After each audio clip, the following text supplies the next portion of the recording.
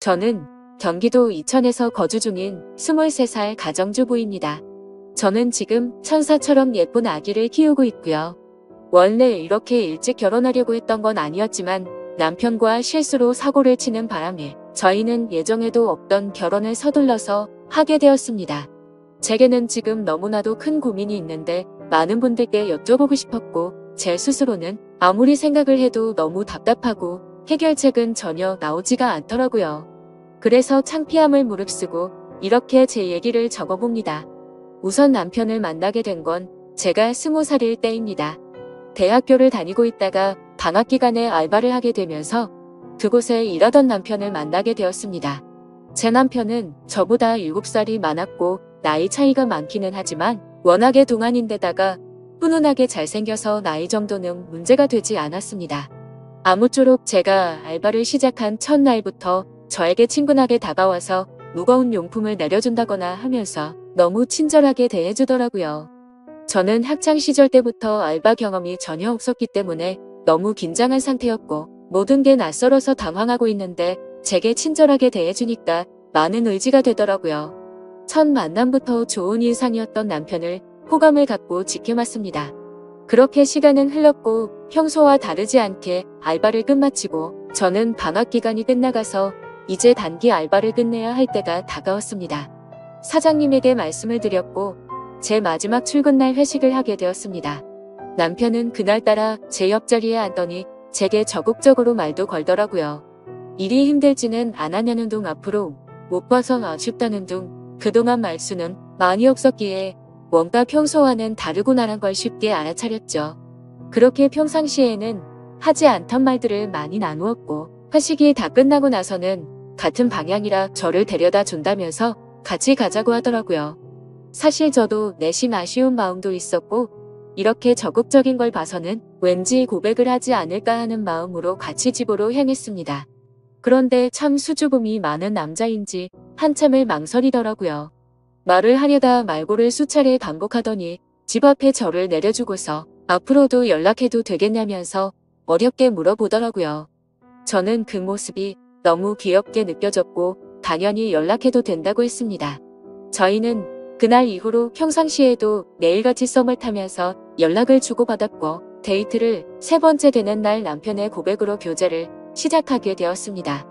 사실 제가 7살이나 많은 사람을 만날 거란 건 꿈에서 조차 생각도 못 해봤습니다. 하지만 그렇게 나이 차이가 많이 나는 사람이 제가 생각한 모습과는 다르게 섬세한 모습이 순진한 모습들이 제 마음을 더 이끌리게 한 거였죠. 아무튼 저희는 그렇게 1년을 넘게 만나오다가 어느 날 저는 생각지도 못한 아기를 갑자기 갖게 되었어요. 처음에는 눈물만 나고 어떻게 해야 하나 하늘이 무너질 것만 같았습니다. 이 사실을 말해야 하나 말아야 하나도 한참을 고민했고 남편에게 전화를 걸고서 저는 아무 말 없이 울었습니다. 남편은 제가 대뜸 울면서 아무 말을 안 하니까 깜짝 놀래서 무슨 일 있냐면서 물어보더라고요. 저는 어렵게 아기를 갖게 된 사실을 전했고 한참 동안 아무 말 없던 남편은 이내 진지하게 차분히 말을 했습니다. 우리가 만남 가질 때부터 자신은 아주 진지하게 만나온 거라고 하면서 아기를 갖게 된 거는 축복인 거니 눈물 흘릴 이유가 전혀 없다더군요. 그러면서 평생 제가 힘든 일 없게 잘해준다면서 자신만 믿으라고 했습니다. 솔직히 그런 말들이 조금은 제 마음에 위안이 되었고 깊은 고민 끝에 결혼을 하고 아기를 낳기로 했죠. 그렇게 저희는 제 배가 더 불러오기 전에 이것저것 따질 겨를도 없이 양가 부모님께 인사를 드리고서 급하게 결혼을 준비하고 결혼식을 올리게 되었습니다. 그때는 시아버지가 너무 점잖으셨고 웃음도 인자하셨다고 생각했는데 지금은 그런 모습들이 너무 이중인격자 같았고 생각만 해도 구역질이 나올 정도로 화가 치미네요. 지금 생각하면 뭐든지 급하게 서두르다 보면 꼭 문제가 생긴다라는 말에는 틀린 말이 하나도 없는 것 같아요. 평생을 함께해야 하는 결혼인데 더 꼼꼼히 따져보고 신중하게 생각했다면 지금처럼 이런 고민들이 없지 않았을까 싶고요. 아무쪼록 저희 부부는 그렇게 서둘러 결혼식을 올린 뒤 시댁에서 함께 지내기로 했기에 시댁으로 들어가게 되었습니다. 시댁에는 시부모님과 시아주버님 그리고 남편이 생활하고 있었고 상황이 일어난 때는 제가 임신박달에 일어났습니다. 다들 일을 나가시고 저하고 시아버지 둘만 집에 남아있을 때였어요. 그때가 낮이었는데요. 시아버지는 외출하셔서 동네 어른들과 술을 드셨는지 집에 들어와서 저한테 갑자기 다가오시더니 재물솥을 놀리려 나서 지내던 중 아기를 낳고 얼마 안 있어서 일이 크게 터지고 말았어요. 다들 일 나가고 아침에 제가 아기에게 모유를 주고 있었습니다.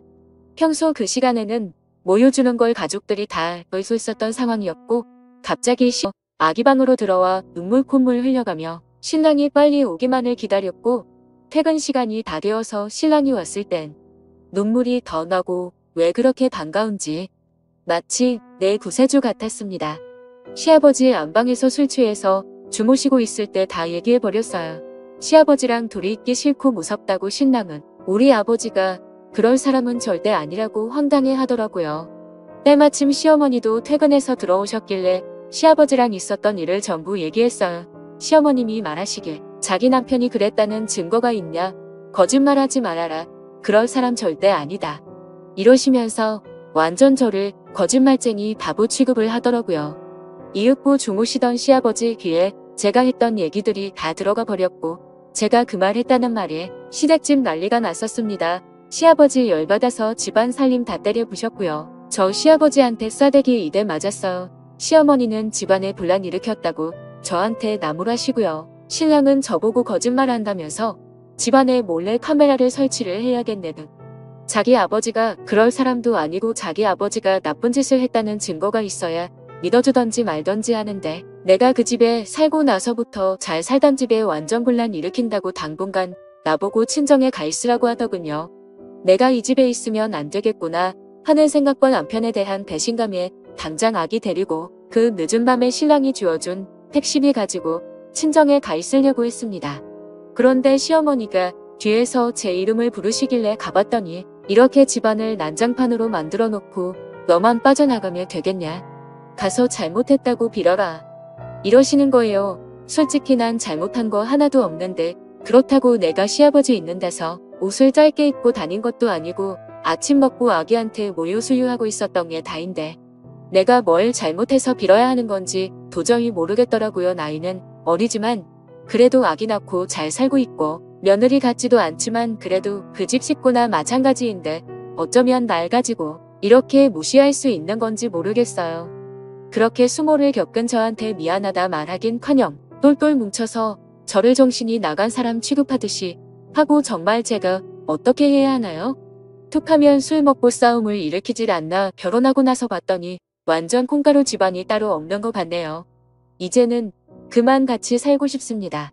구세주 같았던 남편도 믿음에 대한 배신의 상처가 너무 커서 지금은 오만 정이 다 떨어져서 당장이라도 이혼하고 싶어요.